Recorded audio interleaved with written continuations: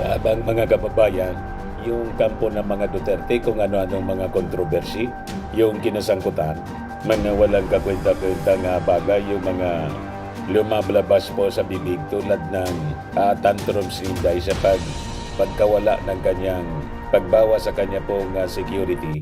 Yung ating Pangulong Bongbong Marcos ay focus lang po sa kanyang trabaho para solusyonan po yung mga pressing problems na kinakaharap ng ating bansa. Yung latest po, yung dito sa matinding pagbabaha na dinanas po natin nang tamaan tayo ng Karina. So ibigay ko sa inyo itong mga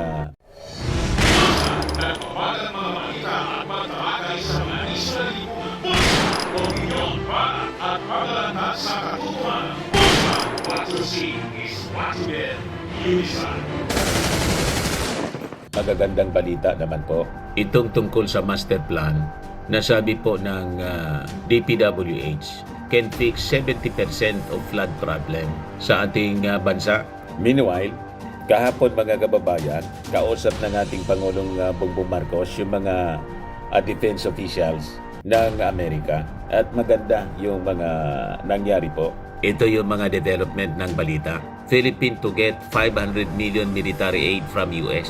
Yung Congress naman po natin vow to fund maritime defense program. Mamaya iparinig ko sa inyo itong naging press conference, official statement po ni Blinken para alam natin mga kababayan ano ba yung maaasahan natin as we have this serious problem dito sa security ng ating bansa, external security, yung issue po lalo sa West Philippine Sea. There is hope mga kababayan para masolusyonan natin yung ating matagal ng problema sa pagbaba dito. Hindi yung banat lang ng banat tulad ng mga ginagawa ng mga nausog vloggers. Inanapan palagi ng butas yung ating administrasyon. Pero ayaw nilang tingnan mga kababayan kung ano nagawa ng kanilang administrasyon na mas malaki pa yung budget na inubos, 2.5 trillion pesos. Yung ating administrasyon, 450 billion. Malayo yung budget po. So sabi dito, at least 70% niya ng Metro Manila problem with flooding is expected to be mitigated once yung ating gobyerno fully ma-implement na po itong comprehensive flood management master plan. Sabi to ni DPWH Secretary Manuel Bunuan. Sabi po ni Bunuan, ang DPWH niya is now in the thick of engineering interventions para ma-address yung perennial problem ng massive flooding dito sa Metro Manila tulad ng nangyari niya nung Karina. Paniwalaan niya namin that by addressing the drainage program and related concerns, mamimitigate niya natin yung 70 to 80% ng problema sa flooding sa Metro Manila. Ginagawa na namin yung best namin and actually now to implement all necessary flood control projects para mamitigate yung problema sa pagbaha in many parts of the country. Yan ang utos kasi ng ating napakagaling na Pangulo, mga kababayan. Hands-on pa siya po sa problema. Immediately po, pag hindi pa nga nagsusubside yung baha po, lumargat kaagad yung ating Pangulo. Sumakay sa truck, may dala na rin siyang mga relief. Yan ang leader po. Hindi yung leader na sa panahon ng emergency, lumayas. Ikot agad yung ating Pangulo, tinignan yung mga flood control systems natin. Yung mga dams, in-inspection niya. Nag-ikot siya mga kababayan, buong Metro Manila and neighboring regions. Nag-aerial inspection siya mga kababayan. Sinuong niya yung ulan. Di ba? And ngayon, yun ang ina-address ng DPWH sa utos ng ating Pangulong Bongbong. Kasi nga po, kahit nga po sa China ngayon, grabe yung baha, yung galing ditong bagyo, kahit sa North Korea po, climate change talaga po. Ayan more than 5,000 people isolated by flooding in northwest North Korea were rescued and airlifts and other evacuation work supervised by leader Kim Jong-un. State media reported Monday. Di ba? Hindi man po isolated sa atin. Even our neighbors, Oh, ito yung report ng Al Jazeera sa China po. At least 22 dead as tail end of Typhoon Gaimi last China. Ito yung Karina po. Storm has hit China with deadly rain in mudslides, devastating homes, roads in collapse. Sa inyo yung full story ng balitang yan, click subscribe muna dito sa ating YouTube channel and hit the notification bell para lagi po kayong updated sa mga kaganapan dito sa ating bansa. Like and share na rin po ninyo ang ating video. At huwag na rin po ninyo na skip yung ating mga commercial ads para tuloy-tuloy lang ang pag-unlad ng Bagong Pilipinas. Sa mga nagana po ng malinis and spacious fitness gym, pumunta lang po kayo sa aming Colossal Fitness Gym. We also offer Grab Car Rental with our brand new 2023 model ng Toyota Innova. We also accept booking for those who are planning to travel via PAL, Cebu Pacific, and other airline companies, local and international, and bills payment for Meralco Bills, Aleco Bills, PLDT, etc. Ang Colossal Fitness Gym is located at 3rd floor Security Bank Building, Lanco Business Park, Legazpi City, Albay. For inquiries, look for Gilon Maravillas, contact number 0966-802-0949.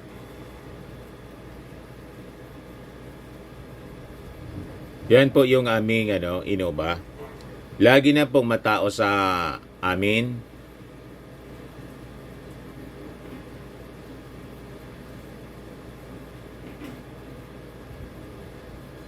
Yan po mga bagong clients namin.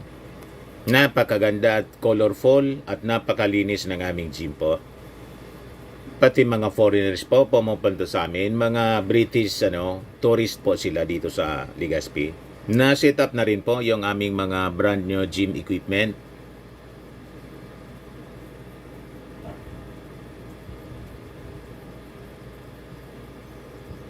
May treadmill na rin po kami.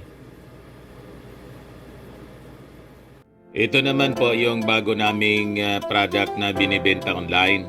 Eye Glow Serum, whitening po siya. Tingnan ninyo yung epekto sa aking anak na architect before and now. Yung mga inquiries po ninyo, dumiretso na lang kayo sa kanyang Facebook account, Riz Maravillas. Ito naman po, Firmax Firming and Lifting Cream, pinapahid po sa mga pulses and affected area. Mainam po sa paninigas ng mga kaso-kasuan. Ito naman po, Automax Radiant Serum. Sa mukha naman yung application, anti-aging po siya. You will look 10 years younger than your age. Sa mga cancer patients naman po, baka lang gusto ninyo itong itry. Nengsa Red Mix Fruit Drink. Hindi mo po siya gamot, food supplement siya. Kaya lang, gawa siya mga kababayan sa goji berry. Yung goji berry may anti-cancer properties. O ngayon, yung mga inquiries ninyo, dumiretso na lang kayo sa aming messenger sa Facebook para masagot namin agad. Ayos pa? Ayos na ayos niya, Mr. Maravilla. Yan o. Alangan man wala silang mga flood control project sa China. Yan o. Typhoon Gaimi brings flood chaos to Philippines capital. Tapos dumiritsong China in Taiwan. O yan po yun sa China, yung flood sa China. Oh. Kung ano yung tindi ng flooding po dito sa atin, sa Metro Manila, ganun din sa China. Oh. Kaya yung mga paninisi po ninyo sa ating Pangulong Bongbong Marcos, baseless po. Tapos hanapin ninyo yung 5,500 na flood control projects. Alangan man walang flood control projects sa China. Bakit yung China lumubog din sa baha? Di ba? It is because of the heavy rains na dulot po ng climate change. Sabi nga natin, at sabi ng ating Pangulo, na-aggravate pa ng matinding basura. Kita ninyo yung basura ng yan, mga kababayan sa Metro Manila? Ayan yung kasagsagan ng Karina. Ayun, grabing basura po. Ganyan katindi. Paano hindi maklag yung mga yung mga flood control system natin dyan sa Metro Manila? Sa ikauunlad ng bayan, disiplina ang kailangan. Disiplina sa pagtatapon ng basura. Kaya yun ang pakiusap po ng ating Pangulo.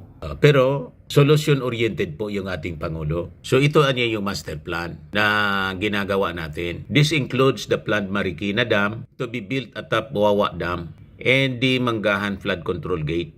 Both are projected to trap floodwater from upstream so as not to submerge low-lying areas sa NCR. So the President has directed the Department of Public Works and Highways to consider not only the flow of floodwaters but also to impound initially the floodwaters in the watershed areas. This is a very important component that we need to address. And I think basically this is a solution that will impede the flow of floodwaters down to the low-lying area, sabi po ni Secretary Bunoan. Noong Monday, yung Office of the Civil Defense emphasized the importance of formulating comprehensive plans to mitigate flooding parallel to addressing water scarcity. Unless, we roll out the necessary engineering infrastructure that will contain the floods during the rainy season and provide water during droughts, we will read the same reports on massive damage and hear the same complaints from people who are adversely affected. Pag bumumbuhos po yung matinding pag-ulan.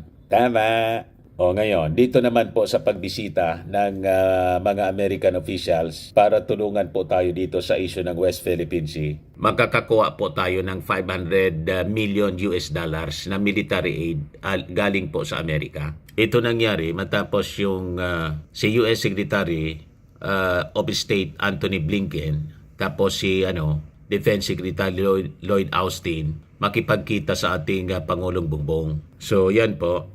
Ngayon yung mga agam-agam na kasi siyempre by November po, 'di ba may mangyayari yung US elections. So sabi po ng mga American officials ni na Secretary Blinken at Austin, wala man na niya yan na epekto. Sino man yung umupo will continue with their policy and commitments to security dito po sa atin. Kasi may tratado po tayo. So no worries po. So ito, pakinggan natin yung statement ni Secretary Blinken. Elections are a regular feature of our democracy. What's also a regular feature is a strong, long-standing alliance between our countries. And that doesn't change from election to election. Wala daw epekto. Defense treaty that the United States is committed to, that commitment will endure, again, irrespective of administrations. And this has been a long and powerful story in our history. It will continue. I'll just tag on to that and say that, we see and have seen and will continue to see bipartisan support for the Philippines in our country. And anytime that you see that level of bipartisan support in our government, you can bet that support will continue in good fashion. I've said a number of times that we're more than allies, we're family. And I would also say that I cannot imagine a day when the United States of America and the Philippines are not the best of friends, the best of allies. So I think, again, we continue to enjoy bipartisan support, and that's going to happen going forward in the future. Well, I think I can only add to that and just say that the Philippine-U.S. alliance and friendship has withstood the test of time. We've officially been partners for 7 decades, but it even goes beyond that. And in all those years, our relationship is held firmly, and in fact has only grown more productive. And in fact, now we could even say our relationship is at a high point. But let me say that the fundamental factors accounting for all of that is not only our shared adherence to democratic values, to social justice, but also the strong people-to-people relationship, which has really been the bedrock of our relationship. And I can say that aside from having shared interests, a shared strategic outlook, I think all those factors will combine to ensure that our relationship continues beyond perhaps 7 decades and even more. So I think that is the best way to describe the state of our relationship. I believe our relationship is based on 2 fundamental things. First is sustainability. Our engagements have always been on the principle of sustainability and not one-off, one-time things. Secondly, we share principles, fundamental principles of adherence to international law and a rules-based international order. And both countries, and not only the United States, but like-minded partners realize that building up the Philippine credible deterrent posture is vital to ensuring the rule of international law in the Indo-Pacific, particularly in our region. No partisan political position can denigrate from these fundamental principles because these are good things, right things that should be encouraged and developed. So I do not see any partisan political detraction from our positions because they are based on principle. Secondly, in terms of the GSOMIA question earlier, it is an attempt and an exercise, a continuing exercise to develop our operational security, which is a required stepping stone for our development of an armed force and a defense establishment with increasing sophistication to deal with vulnerabilities and with unpredictabilities in the future defense situation and picture. Thank you. Ayos pa, hindi po apektado ng presidential election sa Amerika. Kung manalo si Trump, ganun pa rin ang relasyon ng Pilipinas at Amerika. Kasi yung relasyon ng Pilipinas at Amerika, sabi ni Austin, more than friends, we are a new family. Ayos. Ayan man lang, mga kababayan. Ako po si Dante Maravillas. Bye-bye. God bless.